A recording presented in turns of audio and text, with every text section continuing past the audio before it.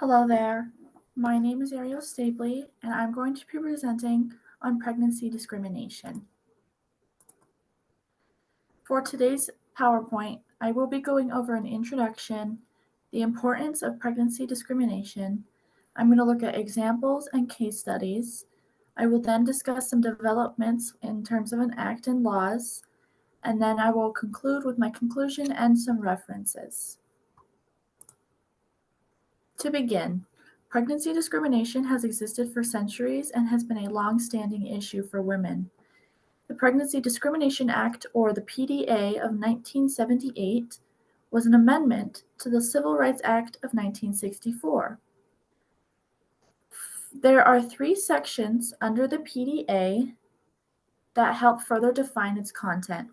The first section allows that discrimination on the basis of sex now includes pregnancy and pregnant women. Section 2 explains that there are exceptions to the PDA, including insurance programs and fringe benefits programs. Finally, Section 3 goes over the idea that within the first year that the PDA had been enacted in 1978, no person was to reduce benefits of an employee. Looking further, the PDA offers protections such as limiting retaliation if a woman were to complain about pregnancy discrimination in the workplace. Women are actually not required to disclose their pregnancy, that is their own personal choice, and employers must hold their jobs open while they are on maternity leave. Additionally, the PDA only applies to workplaces of 15 or more people. Moving on, we may be wondering why we should care about pregnancy discrimination. There are many reasons to care, and some of them include the fact that it still happens today. It's an ongoing issue, and it shouldn't exist in the first place. Additionally, the possibility of pregnancy can actually destroy women's careers, and according to Forbes.com, it is actually enough to worry potential employers to the point that they're just not hiring women who are pregnant.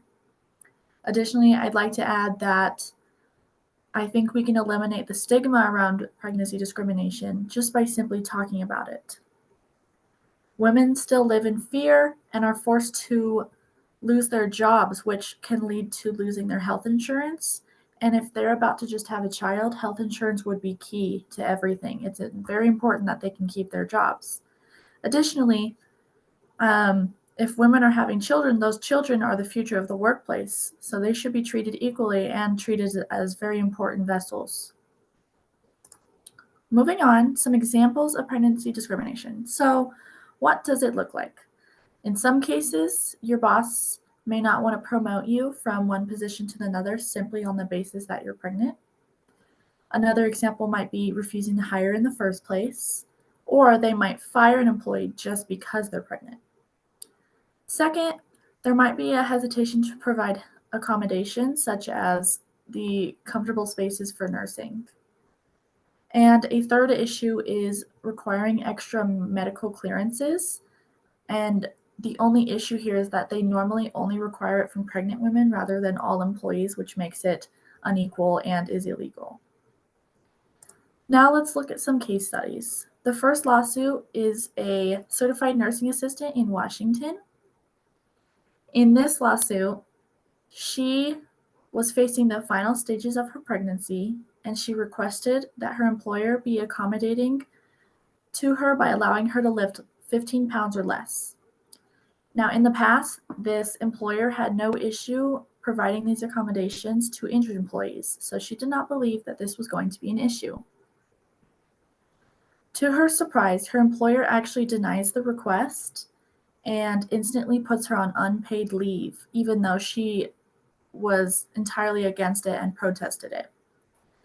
The employer then told her that she should just reapply for her job when she wasn't going to be so limited, which essentially meant she was being fired, which is illegal under the PDA. In the end, the employer was found at fault and had to pay over $170,000 in lost wages and additional compensation for this CNA's troubles. The second lawsuit I'd like to go over occurs in Dollar General between the employer and a sales associate. This sales associate let her boss know that she was pregnant, and she was actually fired on the spot.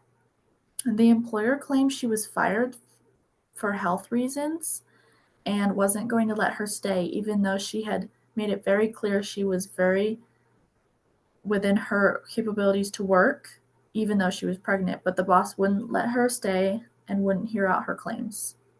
Once this case was settled, Dollar General was found to be in the wrong and had to pay multiple forms of payment, including back pay, front pay, punitive damages, and compensatory damages, and those all equaled up to $42,500.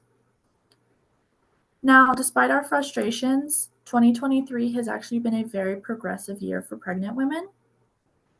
There is a new act called the Pregnant Workers Fairness Act, which was finally passed in December of 2022. It was actually 11 years in the making, and they had been planning on it since 2012, and it's finally being used right now in 2023. This act is very important because its aims were to focus on the loopholes within the PDA. This act also expands to cover many more forms of pregnancy and pregnancy-related issues. Such issues could include abortion, postpartum depression, pregnancy loss, and fertility treatments. This act was also aimed to accommodate pregnant women much more than the PDA was allowing. Now, it's stated that these accommodations do have to be reasonable and they can't burden the employer. But as long as they meet those requirements, women are entitled to them. This quote is extremely broad, and it was done so for a reason, so that people could hope we could cover many different cases of discrimination and cover as many situations as possible. Now, some examples of accommodations might include like a chair or a stool to allow pregnant women to sit down when needed. It might mean allowing breaks or bathroom breaks as needed, and making sure women feel safe and comfortable while nursing. There are many other lawsuits involving nursing where women will be forced to do so in very public spaces, such as like a break room or any sort of shared space in an office. And generally, it leads to great discomfort and a lack of safety for the pregnant woman. In theory, I believe that this act is very impactful and allows pregnant women to continue to work safely. There are complaints about the theory saying that it's potentially useless and doesn't address some of the bigger and longer issues that we've been dealing with. One of these issues might include paid leave, which is a very difficult situation. Women usually only get a few weeks with their child before they're forced to go back to work so that they can continue to make a living.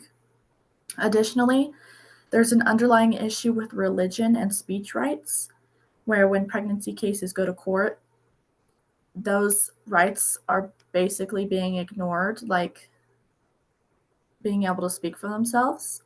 And despite the PDA and the Fairness Act, I think an issue is that employers can still easily claim that they wouldn't hire a pregnant woman, not on the basis that she was pregnant, but that she was maybe not the right fit or that she wasn't meeting expectations. They could easily cover up and say something new. This is completely realistic in the real world. Google is very well known for being notorious. They tend to ignore pregnant women and any sexual harassment cases and claiming they never happened in the first place. Additionally, there's even a call for men to start taking paternity leave in order to normalize having to leave the workplace to take care of children.